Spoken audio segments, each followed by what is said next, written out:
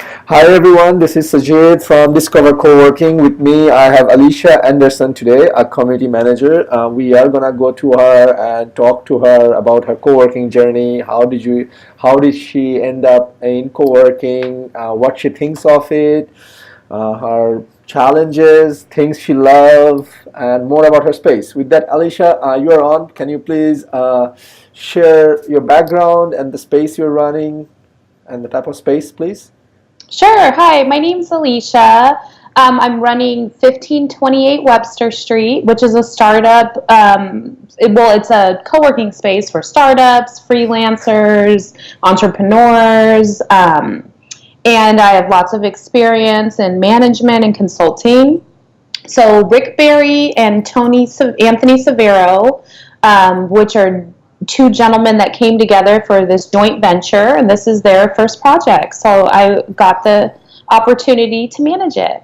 Cool. And how did you hear about this project, or when did you join? And do you come from a community manager position, or what's your journey like?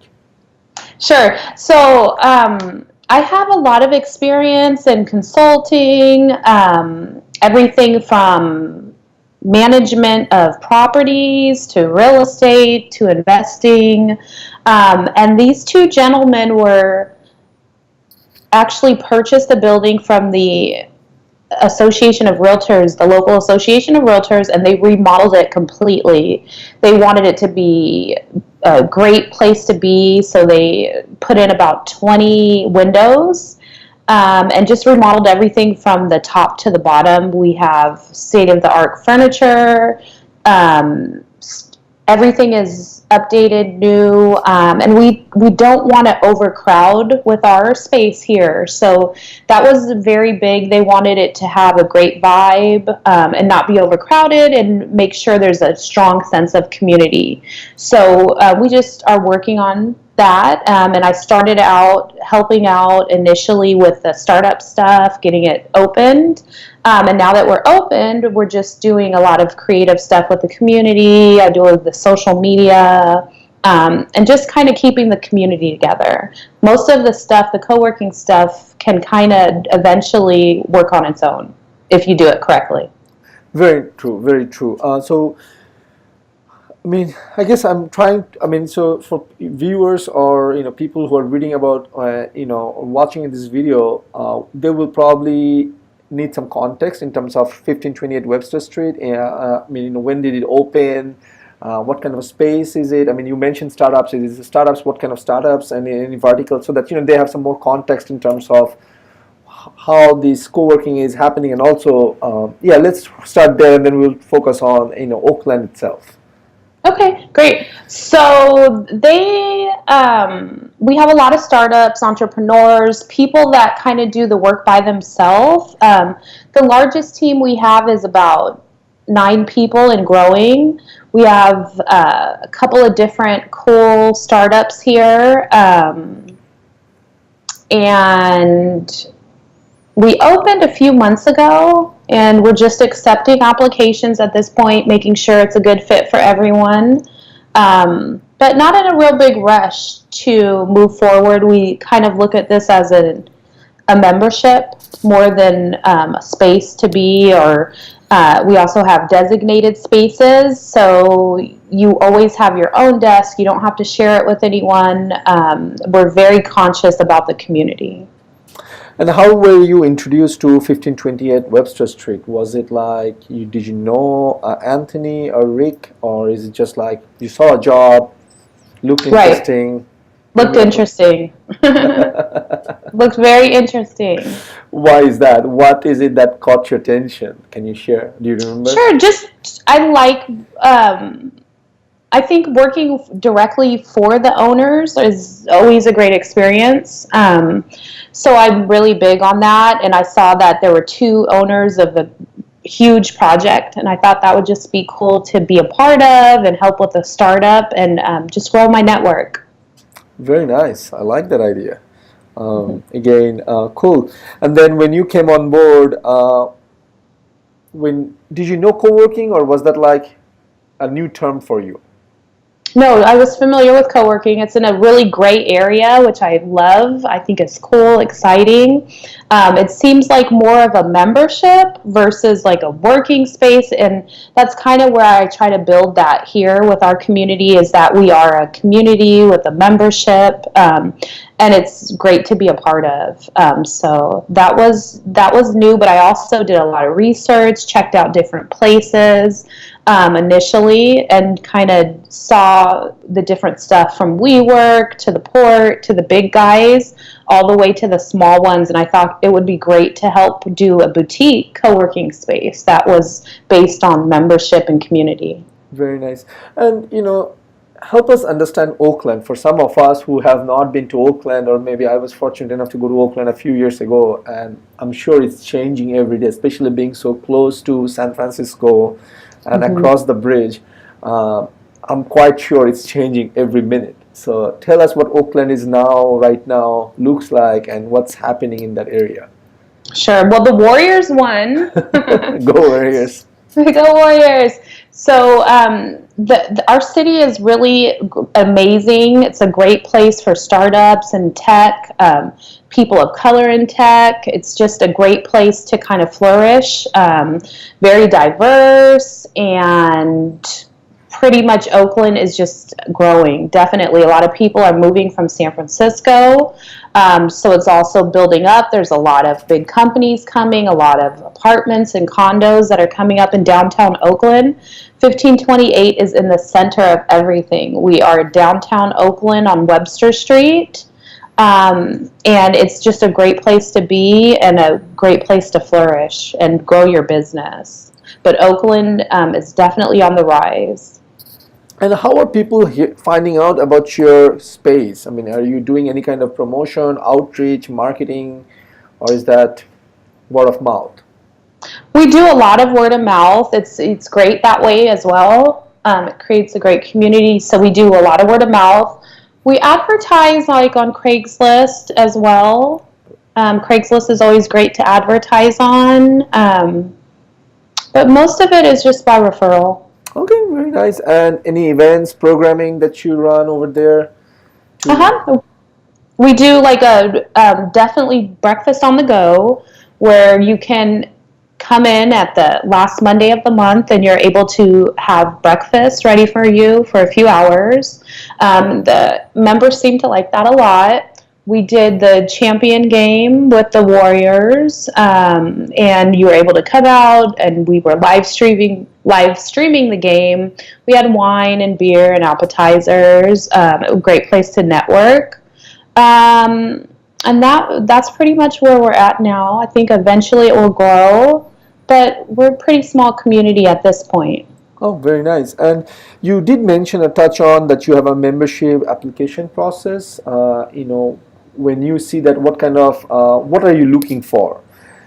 In terms of, are you looking for the idea, or are you looking for people's fit with your culture or values? Can you share more information? Sure. I think a lot of places, especially in Oakland, the co-working spaces kind of have a theme around them, whether it's social justice or tech, startup. I think with ours, we're definitely open to a variety. I think it's just kind of to see if they're interested in coming.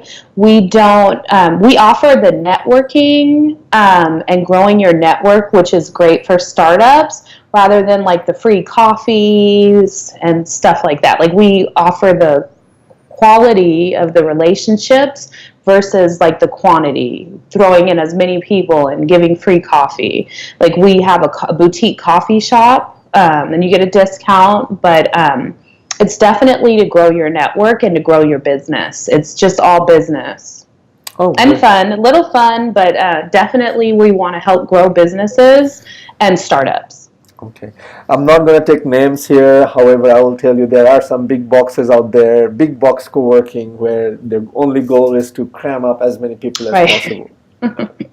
Yeah, exactly. Yeah, let's not take names. Okay, we'll delete those names, I said. Okay, cool. So tell us about your members. Who are they? What brings them to your space? What is it that they love to do? Can you share some information or details about them? I don't want to name drop Okay. Yes. on the members, but we have some really cool startups, great community. I think what brought them here is just building their business, being able to, the two owners are on site, which is really amazing. So a lot of places, a lot of the startups have been able to just have conversations with these guys who have created huge empires and kind of bounce ideas off them, ask them what they think. So I think it's major when you can kind of, it's really important who you surround yourself with. And I think that our members love to just be around positive energy and people that are successful and can kind of teach them stuff that they've learned and how to make their business that much better. Very nice. Now, since the owners Rick and Anthony keeps coming up, so I guess I have to ask a little bit about them as well. Like, who are they? Who are doing this amazing thing of giving back to the local community? Can you share something? Sure. So Rick Berry created a company called Demand Force that he sold to Intuit. So he has a wealth of information and can just help startups, and he's so down to earth. Both of them are amazing people giving back to the community. Anthony as well, he started a great business called Third and Grove, and that's a huge business. They do online marketing and websites for companies, Macy's, Closets of California, etc. But anyways, those two are very successful businessmen, down to earth, but they're also here to help our community. I love that. I love that. I mean, I love it when business owners are investing back into their community and helping others grow. And I'm kind of jealous of your members, right? Because they get to learn from entrepreneurs who have made it. Right. And that's a plus. I mean, if I was in Oakland, trust me, I'm not saying this because I'm on this interview. I would join because it's amazing, right? You get to bounce off ideas, help. Sometimes, like you said, it's who you surround with makes a huge difference. Great. So true. What are some of the challenges? Let's talk about that because I'm sure our pet peeves.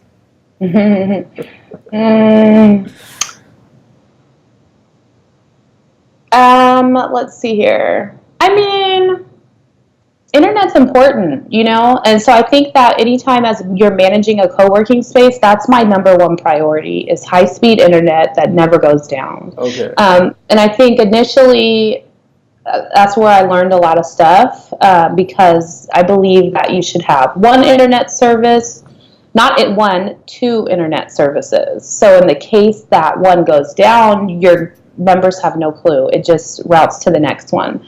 So I think that was the initial, when we first started up, that was initial where I was like, oh my God, the whole Comcast block is down. What do I do now? So I've learned that you have a backup plan. So I think that it's important for any co-working space to have two internet providers. Okay.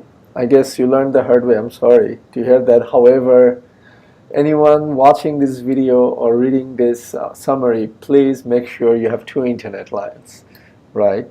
Definitely. You have a lifeline, so even if the primary is down, get a secondary in. So people are, how long was the outage? I mean, how long was it gone for? It was like an hour or something like that.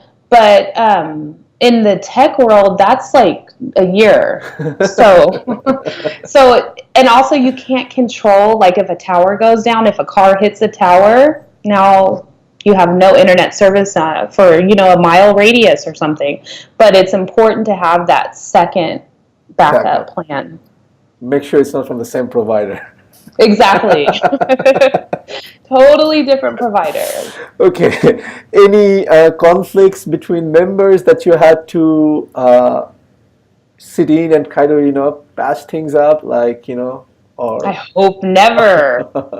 Yeah, no, I think it's important to focus on staying on the right track, which is just building your business. And that's kind of the difference with us is we're here to build business. Everyone has a startup, or if not, they've sold a startup and they're moving on to the next one, but there's not a whole lot of time for drama or like people arguing. We run efficiently, and we kind of wanted to make sure from the beginning, so there was a lot of groundwork done to ensure the building was fine, the key situation, everything's by app. So we haven't had those issues, and I don't ever foresee those either, because everyone is just working to be better, to get better, to grow their business. But no, never experienced that. Very nice. And what would be your advice to someone who is thinking of becoming a community manager? What kind of personality should they develop, or what kind of personality people should get into this role? You have to be a people person, and you want to. We also do kind of like 5-star service. I always think quality is better than quantity, and I think that you need to just really just be a good person and want to make people happy that are paying. It's important to think like the owner. If you own this co-working space, what would you do? And the members pay the bills, so it's important to make sure that they feel taken care of and they feel like there's some asset to being here. Now, you mentioned 5-star service. Can you elaborate? I mean, maybe I didn't understand what that means. So Sure. So, like a lot of, like I am the point person. So if I'm not here, people can call me. I'm always on call. And I think it's important to always have a solution, and be proactive. So I also pull them to the side and I'm like, how is everything going? If they ever complain, follow up is huge. I fix the issue immediately, and then I also follow up to make sure it's still working and they're okay with it if we need to alter.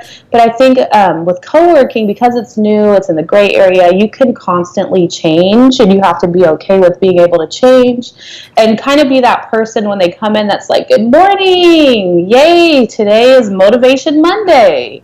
And, get them excited just to be here and to grow their business. But that's huge. Like, you don't want to walk in and it's like, oh, I'm not talking to anyone. So it's like, I'm always smiling and telling jokes, and it's important to make them feel special. why is there always a Motivation Monday and not Motivational Friday? Is my I don't work Fridays. I'm just kidding. No, Fridays are we do happy hour. Oh, love that. Yeah, so we end it with a boom. Yeah, love that idea. Oh, cool.